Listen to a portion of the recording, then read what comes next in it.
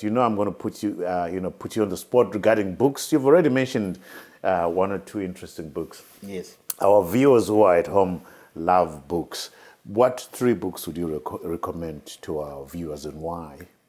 Right. So I tend to read 3 books at a time, Trevor. You're like me. So I tend to, if I get bored, I go to the other one and then come back like that. So currently I'm reading Permanent Record, which is by Snowden, the American guy that decided to skip to Russia. So he's got a book called Permanent Record. So it just sets off with how he felt working through the surveillance and the technology and what America, what he thinks was doing to humanity through that. So that's Permanent Record. And then I've got a more somber one, philosophical, called Tuesday with Maury. Oh, you know that book? My good friend in South Africa mentioned it for the first time, and a number of people have mentioned it.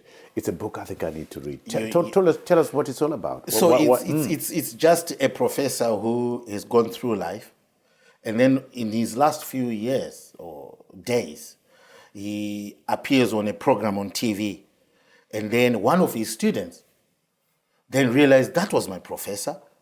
Oh, he's about to die. I need to visit him. And, and then he visits him, and then they record 14 episodes on a Tuesday of him telling his story. That's really the book. Our stories are amazing, isn't it? Yes. Each one of our stories is very impactful, which is why we do what we do. Stories are very impactful. And then the third book? We were talking, you and me, about China. Yes. When China ruled the world. So I'm reading that book because,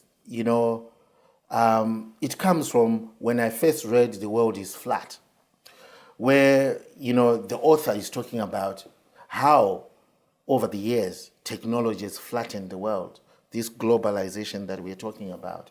So it's interesting that China, the leap it has done from the Great March with Mao Zedong to now, it's just astronomical.